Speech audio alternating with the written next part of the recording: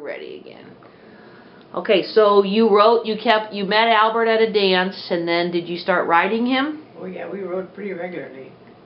And he was in Texas first for a while, and then he was down in Tennessee, and he said it was so cold down in there, and they were always on maneuvers all the time because they were practicing for going overseas, and he said halftime you didn't have no place but just a little tent to sleep in, and he said you could be wet or something, and he said you keep your shoes on at night because if you take them off they'd be froze stiff next morning, and he said it was better off to have them on than your body would thaw them up a little bit. So did he go overseas? Did he go to Europe? He came home in August, and then he gave me August of what year? In '44. He gave me my diamond, and my dad said, "Now don't you get married." And he said he didn't believe in that, in getting married and men going away. So we weren't planning on it yet because he had too much on his mind too.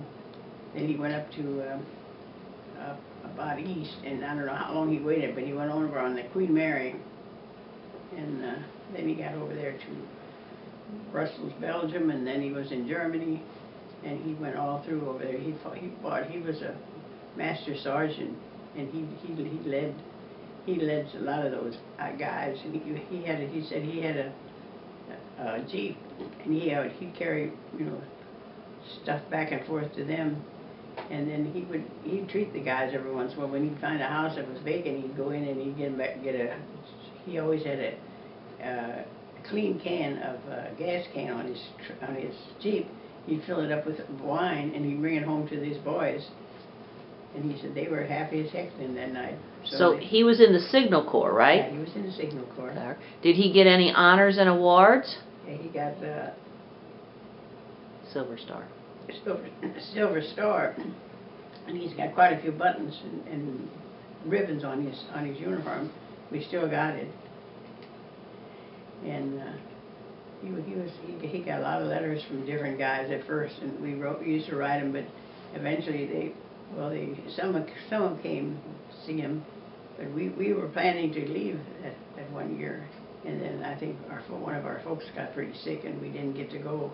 And then we never did get to visit them. They had conventions every year after a while, but we never did make it.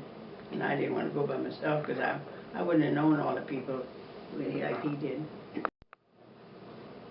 Okay, so Albert served in Europe, the European theater. Was he finished then after the end of? No, then he got on a boat and he went through the Panama Canal and he went to Japan.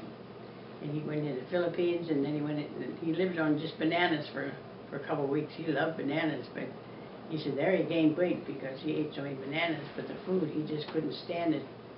And a lot of times he said, you see that they kill them animals and they got them hanging right outside, and the flies and everything are flying around him. And he said, well, he knew better because he was raised on a farm and he knew how they butchered, and he couldn't stand to eat that meat.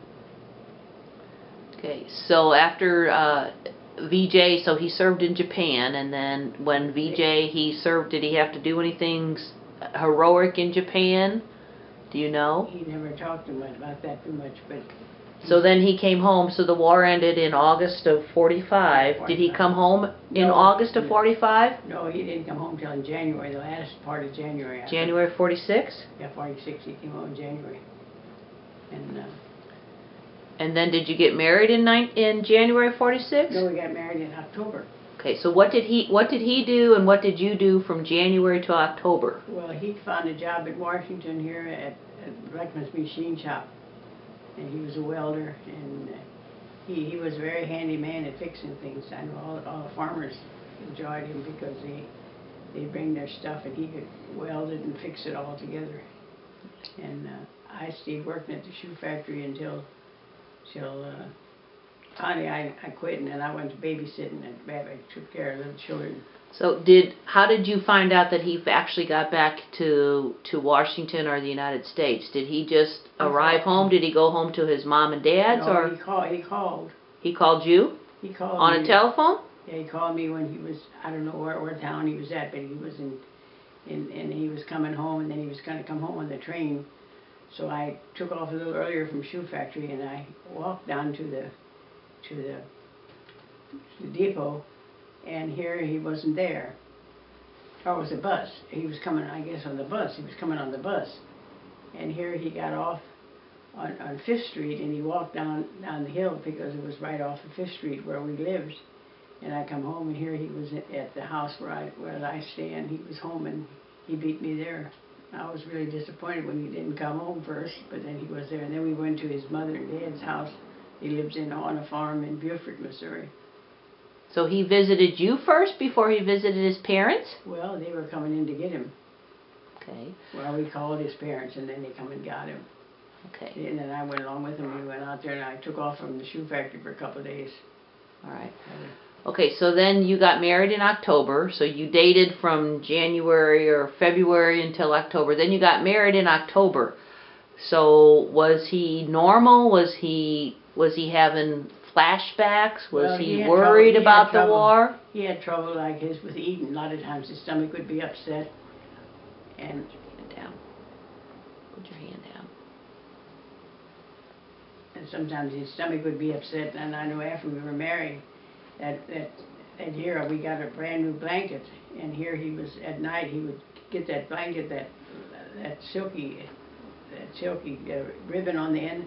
And he'd just chew on that thing. You know, he did that in his sleep. And I had to rebind my brand new blanket because he chewed the binding off my blanket. And I thought that was kind of sad that he was that nervous. But during the day he wasn't that bad, but at nights it worked on him sore.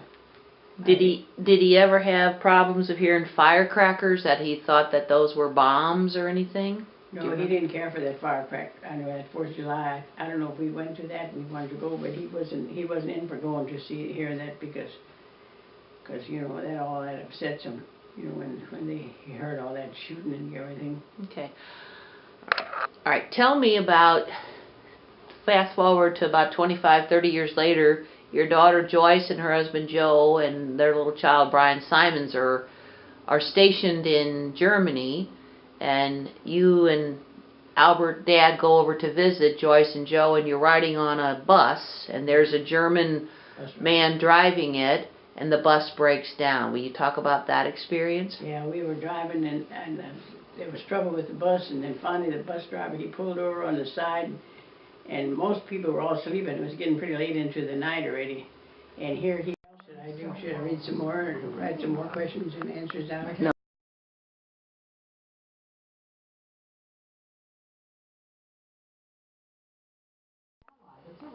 When did the war? All right.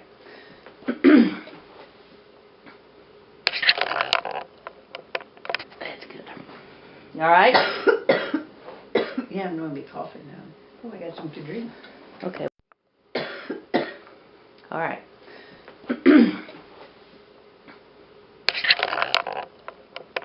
That's good. All right. Yeah, I'm going to be coughing now. Oh, I got something to drink. Okay. Okay, so tell me about the bus ride when you were in Germany visiting your daughter Joyce. Yeah, we went to some of the different towns when we went. We traveled an awful lot. And then one night we were coming home, and all of a sudden there was some trouble with the bus.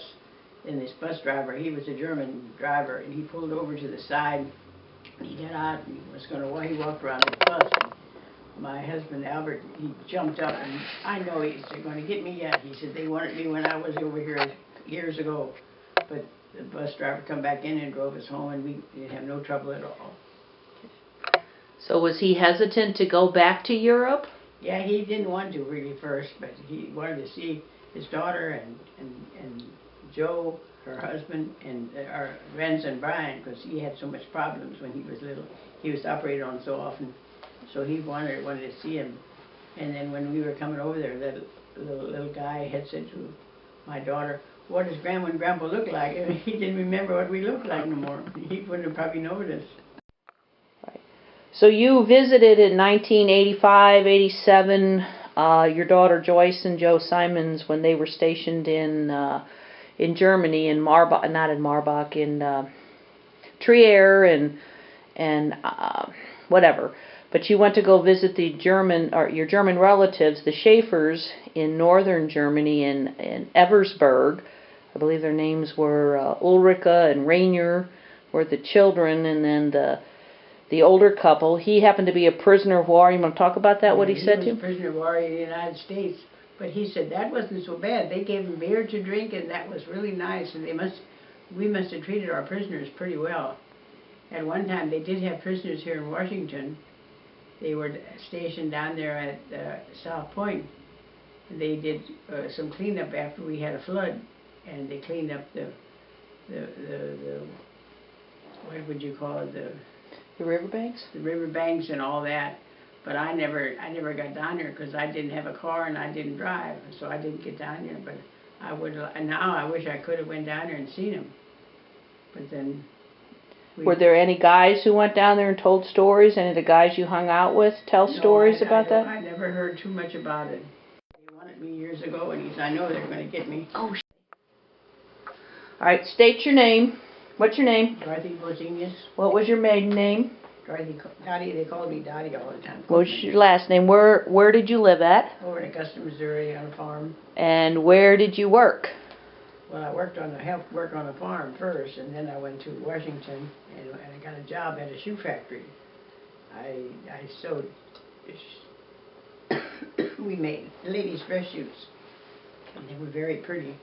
We didn't make no army boot. They had another factory in Washington, but they made army boots and army shoes and all that stuff. But What was the name of the factory you worked at? KDK Shoe Factory And where was that located? on East 5th Street. What was the name of the other shoe factory? International. Okay. This KDK was right close to the hospital, where the hospital is at, Okay. across the street. Did you have a boyfriend in the war? Oh, I had some friends, that I liked, and they'd come home, and we'd always have a party when they'd come home, because everybody was so glad to see the boys when they come home, and naturally the girls sure were. We'd get together. Okay, talk about the TNT plant over in Weldon Springs and where they hid the dynamite, or talk about that whole story. Well, they bought all that land, all the farmers, they bought all that land, and they, I lean over? Yeah. And they made a plant out there, and that's where they made all the what would you call it? TNT? Dynamite? TNT, the powder and stuff. And then they would put that on a boat and go across the river over onto the Franklin County side. And there they had that powder dump hill, and they stored it in that hill over there, because they didn't want it all in the same place. And all the boys on the farm, they all went to work at that because they were paying better money than the farmers were. And the roads were closed. We couldn't go through there. We had to go around. We had a circle. I know people that had to drive down. They had to go all the way on toward Winsville and go all the way around the plant, because it was quite a bit of area. I don't know how many acres they bought, but they bought an awful lot of acreage there. Tell me about the ration cards. What was a ration card? Well, you'd get a ration. Everyone in the family would get a ration card, and they were like stamps. And that was good for the week or 2 weeks. I don't remember what that was, if it was good for 1 week or 2 weeks. And then you had it for coffee, you had it for sugar, and I think we even had it for canned goods, and we had it for meat. And I can tell you a good one on meat. After I went to work in Washington, when I guess I was about 21 or 22, and I went to work in Washington, I went to work at the shoe factory there. And I lived with a girlfriend of mine, and when we went to the store one night, we was going to buy some meat, and they said, how many's in your family? And we said 2.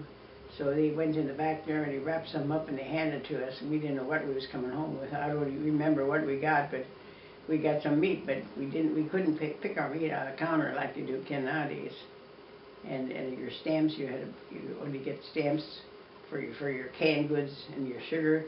You get 5 pounds, I think, for, I don't know how long that 5 pounds of sugar had to last. But then, we were all country people, and we did a lot of canning. And that was kind of bad, because they made their jellies and everything, and that takes an awful lot of sugar.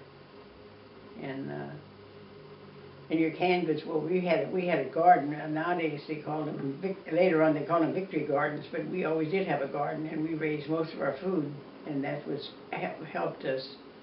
When my girlfriend and I in Washington, we go home and we get stuff out of the garden, we take it along, and that would cut down our expenses in the store. And we walked so many places because we didn't have no car, and our parents would take us as far as to the bridge, and we'd walk across the bridge because the bridge fare was so high. How much was the bridge fare? It was 75 cents for the driver, and then extra people where there was extra. Each person had to pay extra yet. And to walk, what did it cost to walk across the bridge? Quarter for round trip. Quarter to walk across the bridge for round trip. For round trip, okay. And at that time he was making 40 cents an hour, and a quarter. It didn't take long. Your quarters were gone, you know, and you didn't make very much money. Okay. Did you have pantyhose? When did pantyhose? You talked about pantyhose being invented during the war, or nylons, or stockings. Well, Okay, so when you got a letter from your boyfriend, Albert Bolzenius, tell us about those letters. Were they all where he was located? Yeah, they couldn't say where he was at, and they were not to tell you, because when he left Germany and he was going over to Japan, I didn't know, and he couldn't tell me. And then if you get a letter that he had the wrong thing, because they were all pre-read, and they would cut some of it out, or some of them would black it out, I guess. But they would cut out and get a letter, and it was kind of lazy. So the letters, the actual letter was cut out. The words were cut out. Cut out. They would say where they were going or what they were doing. But then he never abused any of that too much. He didn't do too much of that either. How many letters did you get from him in a month? Oh, I got one every week for sure, sometimes more, and sometimes when he went overseas from Germany to Japan, it was 6 weeks I didn't hear from him, and that's a long, long time when you wait and you don't know if they're living or if they're not. But he got over there, and he ate a lot of bananas over there, I know, and he loved bananas. And then when he finally gained some weight, but the rations he didn't like because they didn't take care of their meat right, because I told you about that, didn't I? But where the bugs were crawling on and the flies. Did he ever say anything about the powdered eggs in those ration meals? He never said anything about the eggs because he liked the eggs. Did he get cigarettes in those rations? Well, I think they got a ration of cigarettes, and then I would send them packages too. But I don't know if he ever got all of his. But he was happy if they got cookie crumbs, they ate them. So you would send him a care package. What'd you include in the care package? Well, sometimes candy and cigarettes and cookies and stuff like that. You couldn't be very bulky. It was a certain size package you had. I don't remember the size of it no more. And then how much did that cost you? I don't remember. It wasn't much according to now, but at that time, well, we didn't make no money. We was only making 40 cents an hour in the shoe factory. We didn't have much money. They really improved your legs. They look better. And at one time they had the seams up the back, and you had to keep that seam straight up the back over your back, and that was kind of hard to get them on, you know.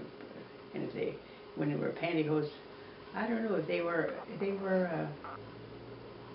rayon that time when they went into pantyhose. I think they all went into nylon then at that time. They were made of nylon. Okay. All right. Hold on a minute. Okay. How did you find out about the war beginning? Well, this happened on a Sunday afternoon, and we used to go. I had some girlfriends, and we'd all get together at their house, and they had a big family of boys. And Who was that family? Marge. What was their last name? Strickhoff. Strickhoffs from across the river? Yeah. And there was more. The boys had company, and she had several girls, and they were listening to the radio, and all of a sudden, it announced it that Pearl Harbor was hit, and we all got so upset and kind of started crying and everything. And then we went to a dance that night, and we had a band from St. Louis, and he was playing all these kind of sentimental songs and stuff, and there had more people crying at the dance. But we just knew what was going to happen because we knew all our boys would be leaving. Some boys were in service already, but we knew that they would all be going. And that was kind of hard to take. And where was this dance held at? It was held at Augusta. Oh, at Augusta, not the City Park Tavern, or City Park? No, it was Augusta. Okay. And then how did you find out when the war was over? What did you do on VE Day? Well, on Or the Victory in Europe. I don't know what I did on VE Day. I don't remember. What about VJ Day? VJ Day. But I know the shoe factory closed, and we walked down to church, Which church? St. Francis Borgia, and that was quite a little ways, because it was only way we could get any place. If we'd want to go to a show at night, we'd have to walk to the show unless you had a date and somebody had a car, but the boys didn't have, there was too many, the boys were gone, you didn't have many dates. And so we walked down to church, and the church the bells were ringing down there, and so we went down there and we prayed for quite a while, and then that evening, it was quite wild in Washington. I was working in Washington at that time, and they said that I wasn't down there, but I know a lot of them that were. They went and pulled the piano out of Otto's furniture store, and they had that out in the street, and they were dancing in the street, and we were home, and we thought, well, we ought to have a beer, so we got, the people that I lived with, we all got in a car and we drove around, and I don't know how many stops we had to drive to stop it and see if we could find beer all out of it. And it went cold beer, but we finally found some cold beer and we took it home and we celebrated VJ. Who was playing that piano downtown? Do you have any idea who was playing that piano? Well, I don't know, but Mel Steffens was a big player, and I don't know, I lived in his house, and he was playing for us too, but he was probably down there too part of the night. But they said quite a few people said the next day, the guys that worked, the gals and guys that worked, they were pretty tired the next day. But they all had a good time, but I didn't get down there. I guess they didn't want to go down because they had enough from Germany. Just like my husband did. He wouldn't have, if he'd have been living. So, did you have any relatives in Germany, you or your family? Yeah, my husband had relatives. Who was your husband? Albert Bolzenius, and he had relatives over there. And, well, we started writing to them. I don't know how my sister-in-law got contact. Who was your sister-in-law? Sister Leola Bolzenius. She was in the convent, and I think she got a hold of it. Or either one, Miss Annie Voss from Union, maybe it was her, I don't remember. But anyway, they were so poor and they didn't have warm clothes or nothing, so we always donated our clothes to church.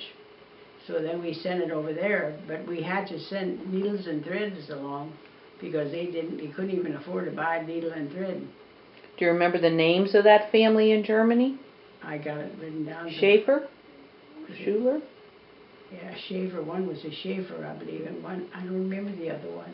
I got the names written down someplace. So what did you send them? You sent them your old clothes, Our like clothes that we your warm clothes? Yeah, the warm clothes and stuff, not summery clothes, but anything that we had, we sent them, and they were so thankful. And then when we went over there to visit them, when my daughter lived in Germany, her husband was in the service for a while after the war.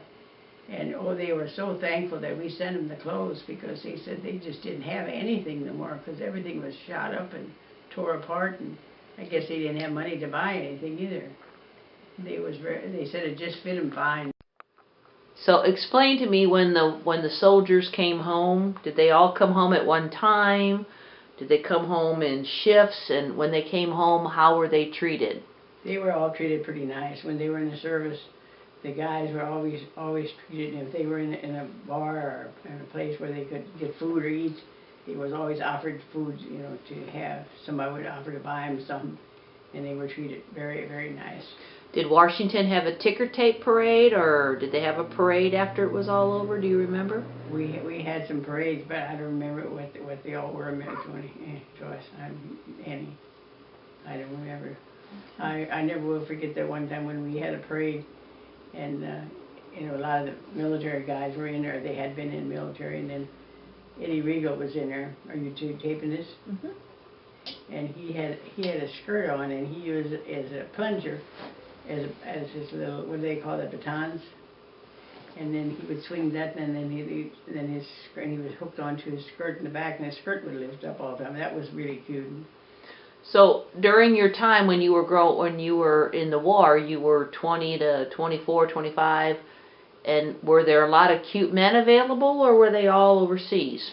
They were all in the war. They were all in the service, most likely. And then what are those guys called who didn't get to go? They were called 4Fs. And how were they viewed?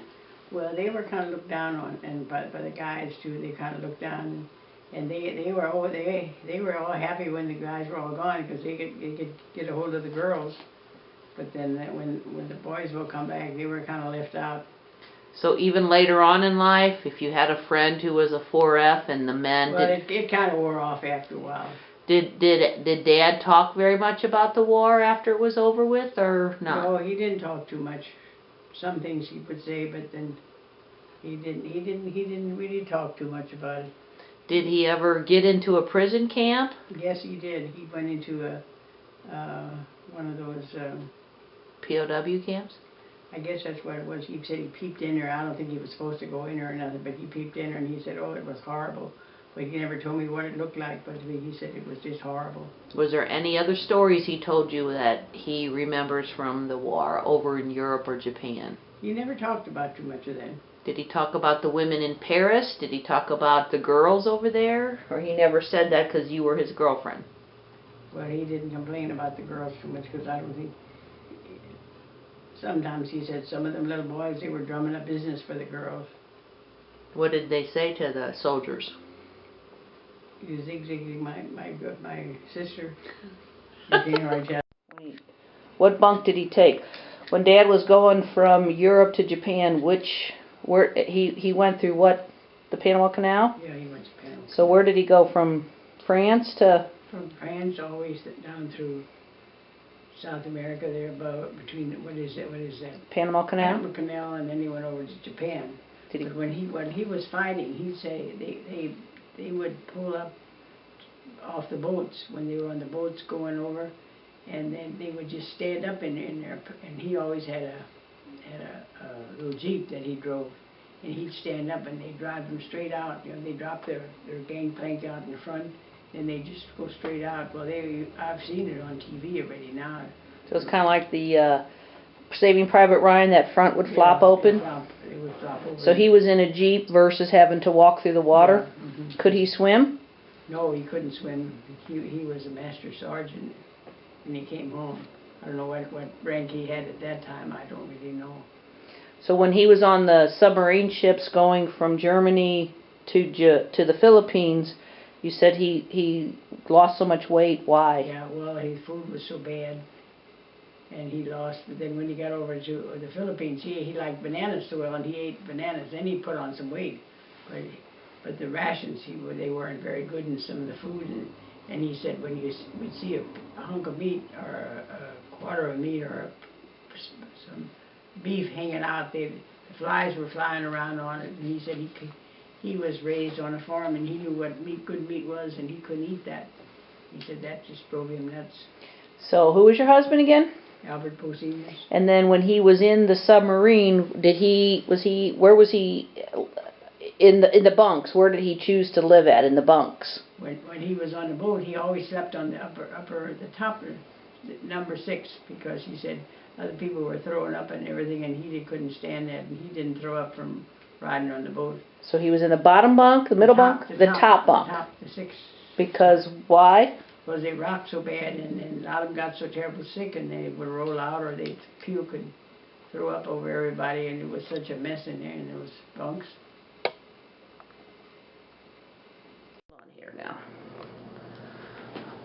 All right. So what did you do for fun when all the men were overseas? What did you do? Well, we walked every place, and Marge Markworth, which she was Marge Strickoff years ago, and she and I was the one that lived together, and we'd walk downtown to buy our groceries at Drogies, and we'd always go down to the railroad tracks because the troop trains come through at night, and heck, we was always hoping that we would see somebody we knew. Or she had 6 brothers that was in the service. And who were those brothers? Do you remember any of their names? Roland Strickoff, Raymond Strickoff, Virgil Strickoff, Edward Strickoff, Elmer Strickoff, and Melvin Alfred Strickhoff. I think that's 6.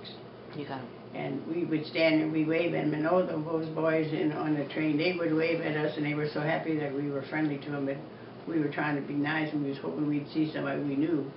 But we was all looking for some good-looking guys too. Okay. So tell me about, did you know anybody who was a prisoner of war? Yeah, I knew Virgil Strickhoff. Virgil Strickhoff. Virgil Strickhoff. He was a prisoner for a long time. I forgot how long he was there. He was with the Germans, and he said it was rough. I know one time he said they had a chicken. They caught a chicken, and they was going to get it. They dressed it themselves somehow or another. How they did it, I don't know. Then he gave it to some nuns, and they wanted them to bake it, and they picked it up, but it didn't get it. They didn't have it done, so it wasn't the best of the meal. And he told some terrible stories of that over there. That made you feel bad that they weren't treated very good, and I don't think their food was too good either. Those prisoners. Did you write letters to who did you all write letters to? We wrote to all the guys we knew. Even they weren't our boyfriends or nothing, but just they were friends. But we had to have airmail. We put airmail on our. How much did that cost? Do you remember what an airmail letter cost? I think we could mail to the military free. I think we could. I don't know about the airmail letters, but I know. All right. So tell me how you met your husband. Who is your husband? Who was your husband? My husband was Albert Bolzenius. He passed away 25 years ago, but he was a great guy, and he did a wonderful job in service too. And I worked with his sister at the shoe factory side by side for a while, and she told me that he was coming home one weekend, and we went to the dance out at the park at Washington. They used to have a dance there every Sunday night and every Friday night, but on Fridays we'd go to our home over at Augusta. And so here I walked by there, and here I saw him, and I called him my name, and I said, "Hi, Albert." And it didn't take long. He followed me, and he asked me to dance, and after that we started going together. So I guess I made the first move, but it turned out okay. He was a great husband, and we got married, and after he got home, he came home in January of '46, and we got married in October because we couldn't find no place to live. There was no houses, no rooms, no apartments or anything. You just couldn't find nothing, and everything was so scarce. So did you have enough, how did you get enough food? Were you still on ration cards after the war? We were off that. How did you find enough food or beer or whatever for your wedding? Was that hard? For the wedding, that was quite a job. We knew some guy, and he was going to get us so many barrels. They had barrels of beer at that time. They you get it in a mug, and he had so many. And then here in the last minute, he came and told Albert that he couldn't get all that beer. So then we got some from Jasper's up there on 5th Street. He was kind enough, so we did that, and then my dad butchered the beef, and we made roast beef sandwiches. So we had plenty to eat and plenty to drink. We all had a good time. We had about 600 people for supper, not for supper, for the dance in the evening. And when did you get married? October 26, 1946.